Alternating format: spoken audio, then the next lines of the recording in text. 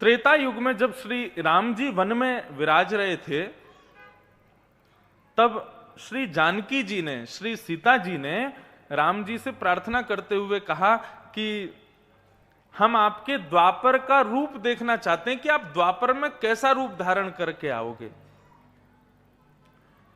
तो रघुनाथ जी बोले कि अब कभी समय पड़ेगा तो मैं आपको दर्शन कराऊंगा।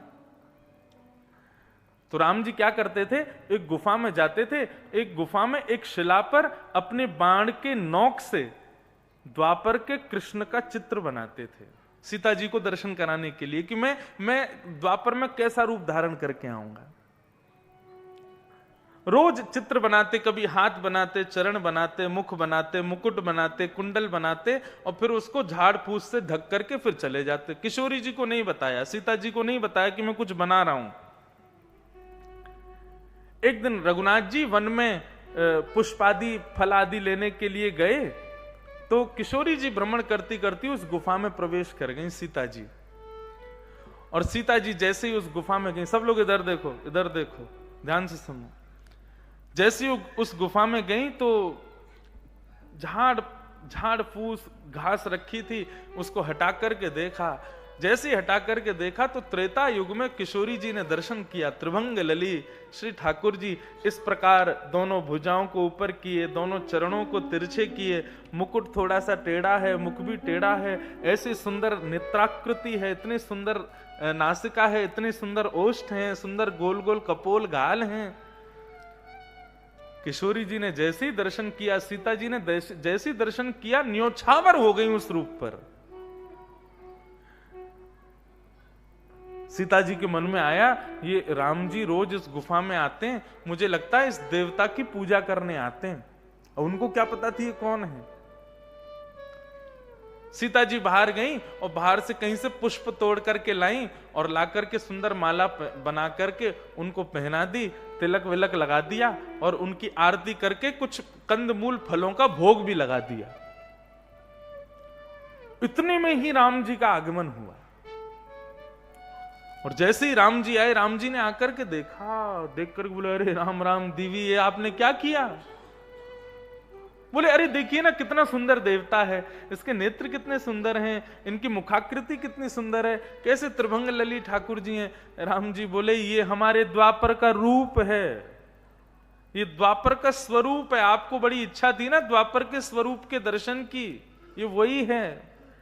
लेकिन अभी इनका निर्माण पूरा नहीं हुआ था, आपने उससे पहले इनको पुष्प चढ़ा दिए, भोग लगा दिया, तिलक कर दिया, अब इनकी प्राण प्रतिष्ठा हो गई, अब इससे आगे इनको हम बना नहीं सकते। वही राम जी के हाथों के द्वारा निर्मित ठाकुर जी गोपीनाथ के रूप में कलयुग में विराजमान हुए। फिर उनका नाम क्षीर चोरा गोपीनाथ कैसे पड़ा? नाम तो उनका गोपीनाथ है, क्षीर चोर कैसे बने? तो बंगाल की धरती पर जिनका प्रादुर्भाव हुआ, ऐसे श्री चैतन्य महाप्रभु के दादा गुरुदेव थे श्री माधवेंद्र पुरी जी। माधवेंद्र जी जगन्नाथ जी दर्शन के लिए जा रहे थे, गोवर्धन से आ रहे थे। रास्ते में गोपीनाथ भगवान का जब मंदिर पड़ा बालेश्वर में, उसको बालेश्वर बोलते हैं,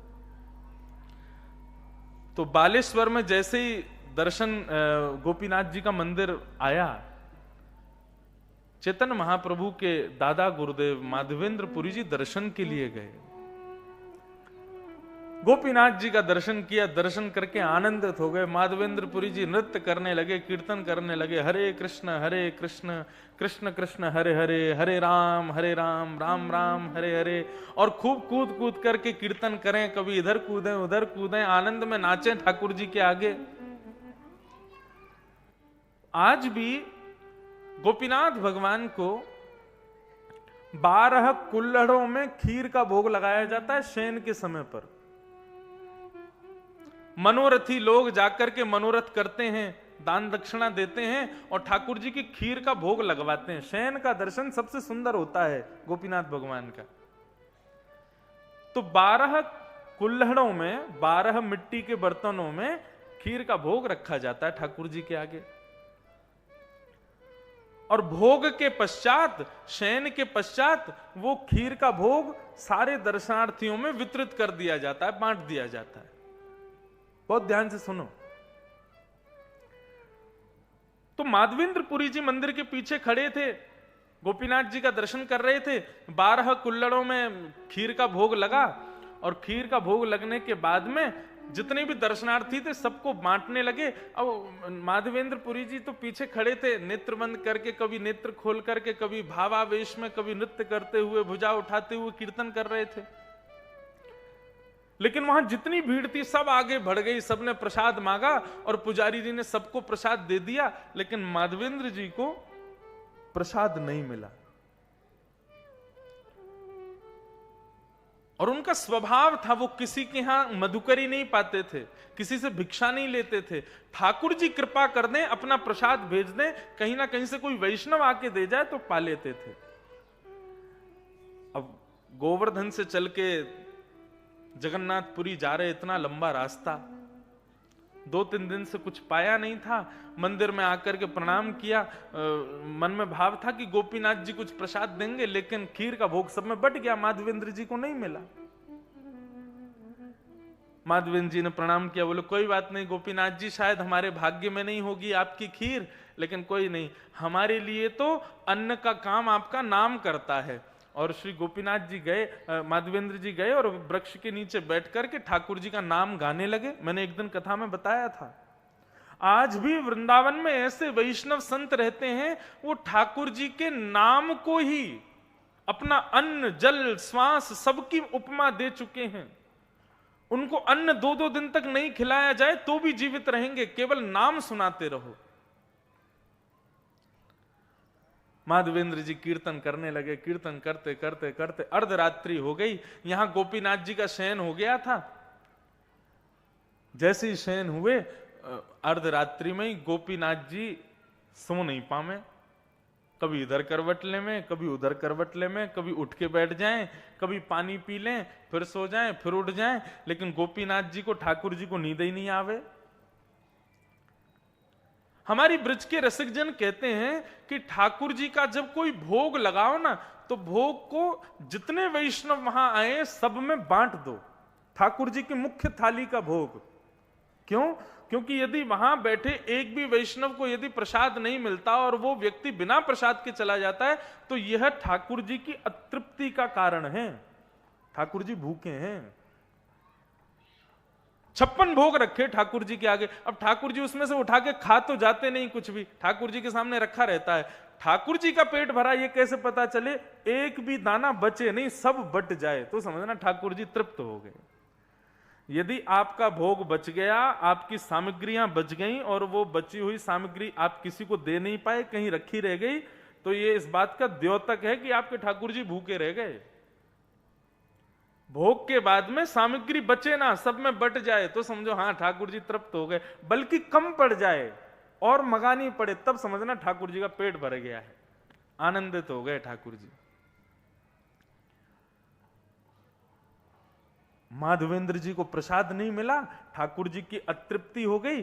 ठाकुर जी रात भर बेचैन, कभी इधर करवट लें उधर करवट लें, और ठाकुर जी बोले कहां जाऊं, क्या करूं, बड़ी तेज भूख लगी है।